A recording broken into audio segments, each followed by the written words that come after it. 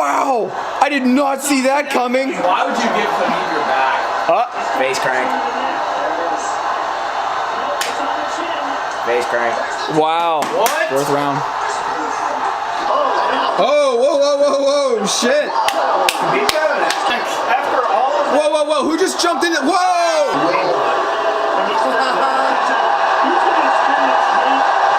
win or lose it on that Okay, so we're gonna do a UFC 229 recap. I'm gonna go through the fights on the main card, talk about what I thought of each fighter's performance, who I think they have an option of fighting next, or what might be potentially next for them.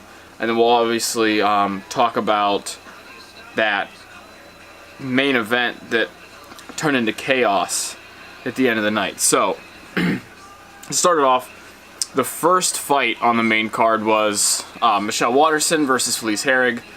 And that fight was, in all honesty, I like Michelle Waterson more than I like Felice Herrig, but I thought Felice Herrig was going to take that fight. I thought she was going to be more dominant in imposing her game plan, keeping Michelle up against the fence, and just kind of roughing her up.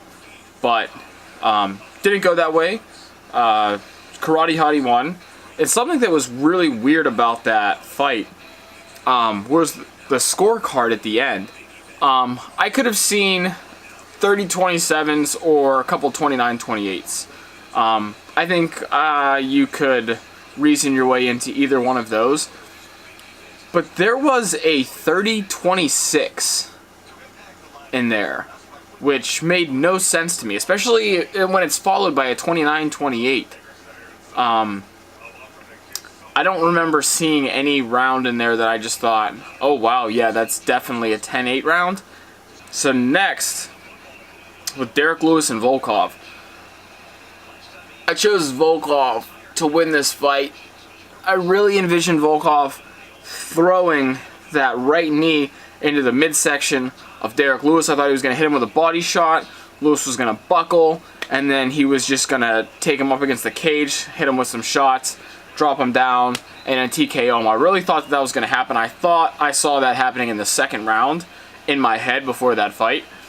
And then while we were watching that fight happen, Volkov was just picking him apart. Lewis was really just sitting back, loading up for a big right hand, and throwing and not having any success, really. Volkov was kind of imposing his own will, landing good shots. He looked very clean. It looked like he was picking him apart the entire fight, really. But you go down to the last 15 seconds. You have 15 seconds left in the third and final round of the fight with an insane reach. And you're telling me you can't keep Derek Lewis at bay for 15 more seconds? You won the fight. Hands down. Easy. 30-27s. Not a question. And you can't avoid this man for 15 seconds? He has a right hand. That's what Derek Lewis has. That's what he's going to throw. You can't avoid that for 15 more seconds in the fight. That was insane. There's really no excuse for Volkov in getting hit with that shot. But props to Derek Lewis. He saved it up. I mean, I'm sure he was tired. He looked dead-ass tired at the end of that fight. He caught him with that big overhand right, put him to sleep with only a few seconds left in the fight. So props to Derek Lewis.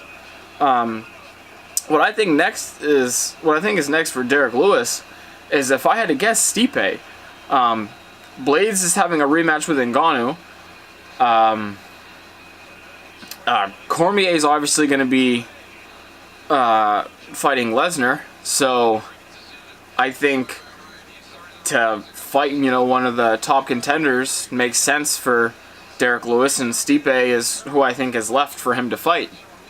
So I think that's a good fight for both. Now, if I want to talk about who I think wins that matchup, I think Stipe. I think Stipe is too well-rounded. I think he's going to have better conditioning. Derek Lewis has never had good conditioning. He even said at the end of the fight in that hilarious interview about having to work on cardio. And so I think if he fights someone like Stipe, Stipe might implement a similar game plan as he did to Ngannou and just take him down and dominate the fight from there. But I don't know what's next for Volkov. Curtis Blades is fighting Ngannou. I mean, Overeem, but I mean, you could fight over him, and I honestly think Volkov will win that if that were to happen. So I'm not quite sure what is next for Volkov. I don't know. We'll see what they do. So the next fight, I was actually really impressed with this fight.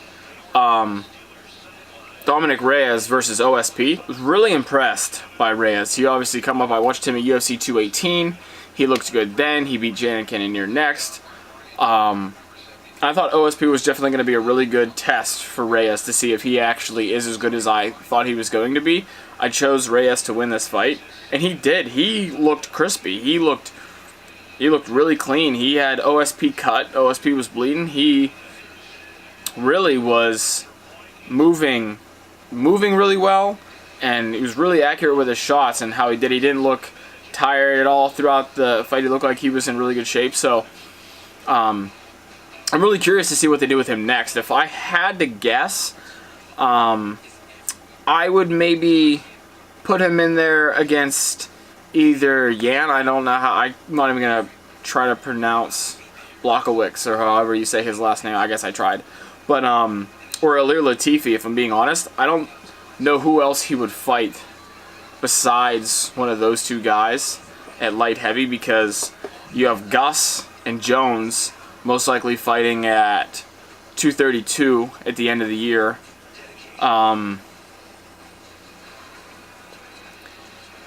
And from what it sounds like, they're going to fight for the interim title. So I just don't know who else. I know Ilir Latifi was trying to call out DC, but there's no way that's going to happen. DC's going to fight Lesnar at the end of the year, and then probably Jones in March of next year for his retirement fight, is what it's kind of looking like. I know that's what DC wants. And so I don't think Ilir Latifi is going to get a title shot anytime soon. So I think it makes sense for someone like him to fight Dominic Reyes. He probably won't want to, because Reyes is going to be a lower ranked opponent. But who else? I mean, unless he fights Yan, then I don't know who else they would give Reyes. But yeah, then I'm not quite sure what's next for OSP. Next fight, the co-main event, Tony and Pettis. So watching this, in all honesty, just kind of when I first saw them walking out to the octagon, one of my first thoughts was that Pettis looked a little heavy. Typically, now I don't know, Pettis has kind of been on and off on his fights, and especially, maybe it's because at 145 he was leaner when he jumped down there, but he just looked heavier, and not in a good sense. His midsection looked fuller, his legs didn't look as muscular. I just wasn't quite sure what was up with Pettis, and so despite that, I thought he looked pretty decent. I like that he started off the fight throwing leg kicks at Tony to really check if, the status of Tony's knee. Obviously, that's a huge question mark going into that fight, so I think it was a really good strategy to test those waters early and maybe put some questions in Tony's own head, like, oh shit, he's kicking my leg. Is this, is this cool? Is this all right? But yeah, the really most the biggest point of this was in that second round. That second round was insane. And when Pettis rocked him, I was actually really impressed. But he didn't look very fast to me. He obviously has power because he rocked Tony. But in all honesty, once Tony recovered from that, I believe even if the fight would have continued and Pettis didn't break his hand, I mean, that's a lot of what ifs, but I still think Tony was winning that fight. I think he was definitely landing more strikes. I can say that objectively. He was landing more strikes. Pettis had the biggest shot in the fight, but T-Ferg landed some nasty elbows and cut up Pettis. That was a really good fight. Really fun fight to watch. It actually turned out better than I thought. I wasn't sure if Tony was going to go out there, do some weird stuff, roll at his ankle, and then try to get him in a weird submission or some sort. So, really glad that fight turned out the way that it did. But unfortunately for Tony, this is going to play into the next card, but I don't see Conor or Khabib fighting him anytime soon. That's just me personally, especially Conor. I don't think Conor has any sort of interest in Tony. My best guess at what Tony's going to do next is potentially going to rely on what happens in that Poirier and Nate Diaz fight. If Poirier wins, I think that would be a sensible matchup to make he and Tony I mean, who knows what's going to happen out of the situation, but potentially for an interim belt. Yeah, that one's hard. There's a lot of stuff up in the air about what's going to happen from what happened in the main event. But maybe Poirier, even if Diaz wins, I don't see Diaz wanting to fight T-Ferg, but I can see Poirier potentially fighting Ferguson. Some matchups that I think would be interesting to watch Pettis in is if maybe he fought Gaethje. And I believe back when Iaquinta ended up fighting Khabib, that originally Pettis was supposed to fight Iaquinta. So I think Pettis versus Iaquinta could be a decent matchup. Kevin Lee hasn't fought for a while. I know he's been really wanting to get 165-pound division, which I don't think is going to happen anytime soon. And if it does, I don't think Kevin Lee's going to be the one that gets that inaugural chance of opening up that division, especially if it's for a title. But maybe Kevin Lee versus Pettis is a potential matchup. I don't think that plays well for Pettis, but Kevin Lee hasn't fought in a little while, so maybe he'll be itching for a fight, and Pettis has a decent name for Lee to go after. So the main event. So going into this main event, I'll be completely transparent. I wanted Khabib to win. I'm not a Conor fan. I've never been a Conor fan. Looking back to his earlier fights, I thought he was going to get destroyed by Brandao. I thought that, Holloway, Dennis Seaver, maybe not Poirier. In all honesty, I thought Dennis Seaver had a better chance, and I thought Diego Brandao, who was a monster on The Ultimate Fighter when he was on there, I didn't think that he was going to get past any of those guys. He's proved me wrong. Aldo's one of my favorite fighters. That obviously didn't pan out. Nonetheless, Conor just has this kind of ability in this thing it's just really hard to doubt Conor and to not give Conor a fair chance. And I think had Khabib come off of a performance similar to Barboza, he dominated Barboza, who also is a fighter that I really enjoy getting to watch. He looked really good against Barboza. He did really good at just pushing that pace, just pushing him the whole time so he couldn't plant his feet and throw any of those kicks.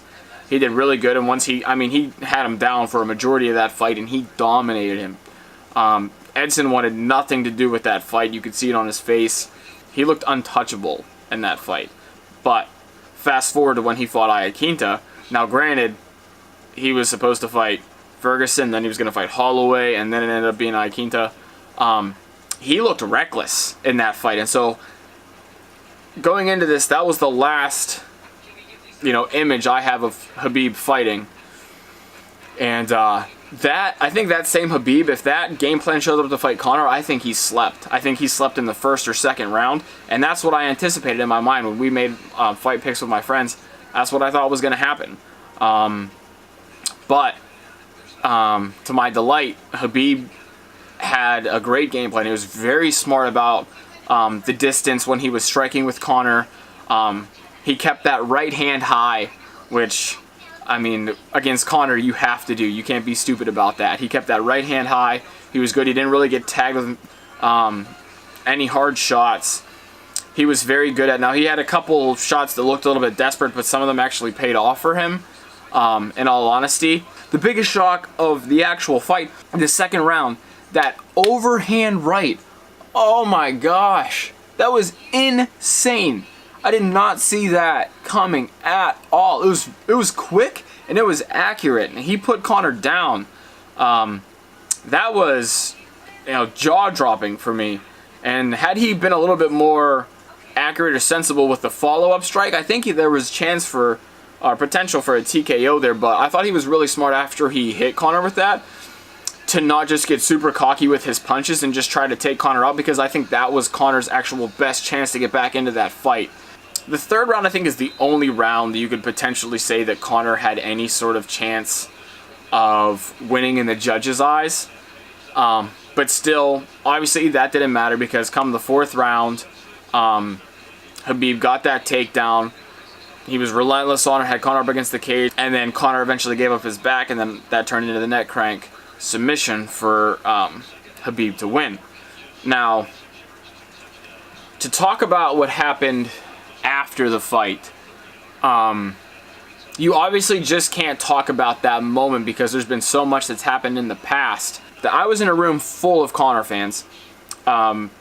it was just one other guy and I that were rooting for Khabib. Everyone else, I guess that's true. There was one neutral guy who didn't really care. One other Khabib fan. Everyone else really big McGregor fan.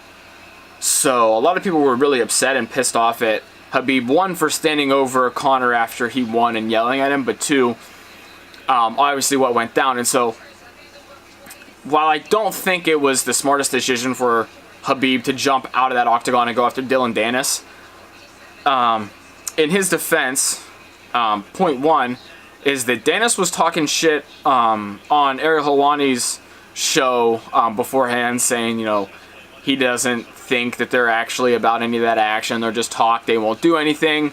And then he obviously was talking shit right after the fight because Khabib was talking to him. You saw him on that cage, and then that's why he went after him. And so Khabib went after Dylan Dennis, who is a professional MMA fighter. He's Conor's jiu-jitsu coach for that training camp, but he fights out of Bellator. And I'm pretty sure he's a welterweight. So it's not like he went after someone that doesn't really know how to defend themselves. He went after a guy that is a professional MMA fighter as well. So I think that's something that you should actually keep in mind when you're trying to judge some of these outside the octagon activities. Now, as for the two, I won't try to pronounce their names. I actually don't know the names off the top of my head. I know that they said them in the post-fight presser and things of that nature. But the two guys that you watch climb into the octagon and go after, actually I think there were three guys. Two guys threw punches. It looked like one guy was going to go in for a takedown or something like that. But there's no need for that. And while Khabib didn't say, you know, to go in the octagon and challenge them, I'm sure that that was just a retaliation for the fact that Khabib went after their corner, so they were in a heightened state, so then they went after Conor. Definitely not a good look, but I don't think you can put all of that on Khabib, as they made that decision to go after Conor themselves. I thought it was great. Conor kept his composure that entire time, which is actually surprising. Usually Conor's the one that's out of control. And so Conor was in the octagon. He was cool, composed. He didn't throw a fit. He didn't look like he was upset at all. And then he didn't press charges. So props to Conor in defeat. The one thing that I can appreciate from Conor is in defeat, he's humble. He recognizes his downfalls or his shortcomings, and he wants to make up for it. Hence that tweet for the rematch. So props to Conor on that. But as for the people that were targeting Khabib and really shit-talking, say, I have no respect, this is the worst thing I've ever seen, I don't know how you can even say that, because Khabib jumps out of the octagon and goes after one guy, Dylan Dennis, and three of his teammates go after Conor. First off, those guys should have never got in the octagon to begin with. But regardless of that, just comparing what Khabib did versus what Conor himself has done, he threw bottles and cans at the Diaz brothers at a press conference while there's tons of people around. So that's the first one. He jumps a Bellator cage and shoves a referee at a Bellator event. And then he throws the dolly at the bus. Now, some people were saying that, he didn't hurt Khabib or anyone on his team. That is completely irrelevant. The fact that he threw the dolly at the bus with so many other UFC personnel, fighters, their coaches and training partners, things of that nature, that was way worse. He was endangering so many more people by throwing that dolly than Khabib was by going after one guy in specific. So I don't think that you can compare those. And so for the people that say, I lost all respect for Khabib, then you should have no respect for Conor either, in my personal opinion. So, were either of those guys smart in the moves that they made? Absolutely not. They were trying to do what Conor does, and that's get inside someone's head, make them fight outside of their own game plan, make them angry at Conor, get them off their game. That's what he was doing, but it didn't work. And not only did it not work, but it obviously really upset Khabib. So, when you're talking about his country, his religion, his father, the things that he cares, his team, the things he cares most about, if you talk shit on that, you best be ready to back it up, and he called their bluff. He jumped outside that octagon, and so I feel like I'm going on a little bit of a rant, but at the same time, you kind of brought that on yourself with all the actions between the bus, the shit talking, everything that throughout the fight. I didn't expect that to happen, but I can understand why Khabib would do that at the same time. So, regardless, I've talked about that a lot, but for the actual fight itself, to give Conor props, I was really impressed with a few of his sprawls. He did really well to avoid the takedown a few times, and in the first round and throughout the fight, he also did a pretty decent job of not allowing Khabib to advance his position non-stop. Typically what you see in a Khabib fight is just constant takedowns, constant pressure, advancing his position and getting you in a position where you're pretty much defenseless. Props to Conor. I was actually impressed with a few times how he managed Khabib with his guard and how he stopped Khabib from constantly advancing his position as we've always seen him do in his previous fights. So, and then obviously, like I said, I thought Khabib did a really good job of making sure he kept that right distance with Conor. He had a very good balance of when he would throw hands versus when he would look for a takedown, and I think he was really smart about how he approached that whole fight and that game plan. He didn't let his emotions get the best of him during the fight. Obviously, afterwards was a little bit of a different look, but it was a good fight to watch. I hope they do the rematch. I know Conor tweeted saying he wanted that rematch. That's something that I personally would love to see. If not, I think the most likely style matchups is that Khabib, he wants to fight GSP. I don't know if I don't know who else Khabib would be crazy about. I don't know if he's crazy about fighting Tony Ferguson. That fight's been made a bunch of times. It's never actually happened. I don't know if he'd be wanting to. I know he cuts a lot of weight for 155. I don't know if he'd be potentially wanting to go up to 170 or not. I think he versus Woodley would be an insane matchup. But as for Conor, I think Conor wants that rematch. And if anyone in the UFC is the most likely to get a rematch at any given time, it's usually Conor. That fight most likely made a lot of money, and that after the fight, similar to the bus incident, it just adds to that story and that rivalry even more, to sell, a second fight. Outside of that, I think that Conor versus DS3 is always going to be there, no matter what. No matter if Diaz loses to Poirier, if Conor fights Khabib again and loses. I think that Nate and Conor 3 fight is always going to be there. So there's always that, but I'd be really curious to see what happens out of this, see what the Nevada State Athletic Commission actually ends up doing with Khabib in terms of fines, suspensions, things of that nature. So hopefully we find out pretty soon, and I think if it's anything similar to Conor, there's going to be a lot of talk about what should happen, but most likely at the end of the day, Nevada and Las Vegas was making a lot of money off of that fight, so they might be a little bit more lenient on something like this, especially since Conor didn't want to press charges. So with all that being said, overall UFC 229 was an insane card. It did not disappoint. So really looking forward to see what happens out of these matchups, especially at 155. There's a lot of depth, a lot of really good fighters, a lot of really good potential matchups. I'd love to see that rematch, so we'll just have to see what happens. And we'll hold out until the next month, November 3rd. You got UFC 230. Probably going to do a similar thing on this. I'm probably going to do this more regularly, potentially even for some of the fight night cards. So we'll just see where this goes. Hopefully you guys enjoyed this. Until the next time, we'll see what happens.